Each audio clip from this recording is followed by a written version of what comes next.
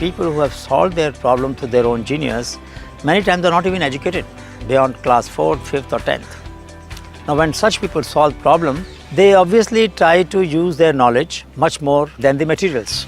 So most of the grassroots innovations are frugal and are extremely affordable. Large number of them are also affordable for environmental systems. So they are also green grassroots innovation. Professor Anil Gupta walks a lot. He walks all over India. And everywhere he goes, he asks to hear from the people. Hello. Do you have any ideas how to improve your business or a new way of doing it? You might say Anil Gupta is India's father of frugal innovation. He's promoted the concept for 25 years as part of his Honeybee network, which uncovers grassroots inventors and brings their ideas into the... Professor Gupta, you've walked thousands of kilometres across the Indian countryside. Why do you do that? Basically, the idea is to look for creative people who may be rich in knowledge, maybe poor in money. The essential point is that poor people are not poor in every resource. They're not poor in mind.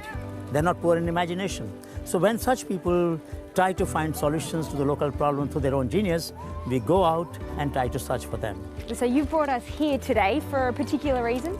Well, there's a great story unfolding here where a grassroots innovator, a potter actually, who was making classical conventional earthen clay pots, which have been made for 5,000 years, has now invented, among other things, a clay refrigerator, which has found market around the world.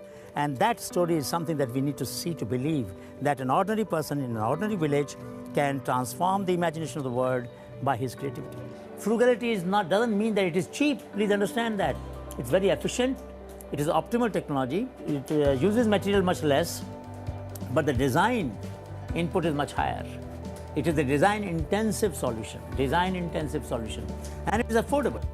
In the few hours we're in the town, word is spread of the professor's presence, prompting yet-to-be-discovered inventors to emerge with their out-of-the-box ideas. You can drive it by pumping the handle, that is one, or I can drive by like this. Like this.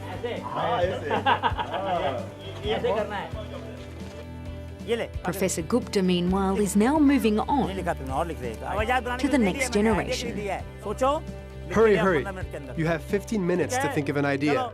Be quick and write it down. Anybody can be an inventor, and in fact, the less educated you are, the more open your mind is. You know, as we educate, we train ourselves to adapt, adjust, live with the problems. In just a few minutes, the ideas are flowing. It's often children who are the most creative. What's his idea? A four-wheel bicycle? What's your name? Raul? Everyone clap for Raul.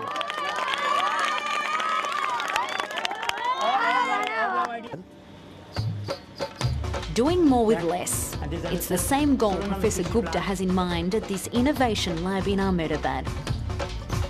It's here that he brings together the grassroots ideas collected over many years.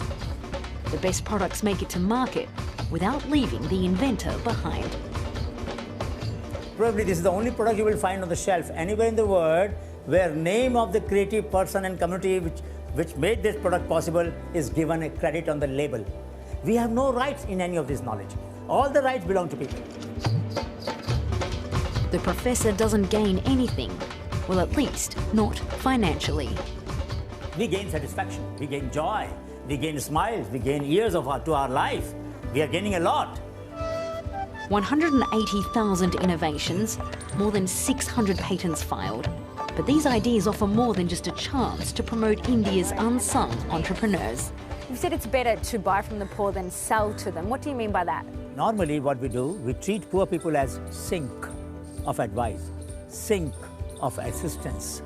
What we have tried to do in Honeybee Network over the last 25 years, we have tried to say convert sink into source. So if you buy products made by poor people globally, you reverse the globalization model. Globalization so far meant large corporations go and sell things to poor. Nobody ever talked about buying things from poor. Why do Indians seem to have a particular talent for frugal innovation? I think partly because our culture has gone through a lot of droughts, a lot of famine, a lot of strife in the past, so we learn to live with less and get more out of it. Really a Gandhian approach. Gandhi was extremely frugal in his life. So frugality is a value in itself which has virtue, but it also means that every small resource goes very far because of imaginative use.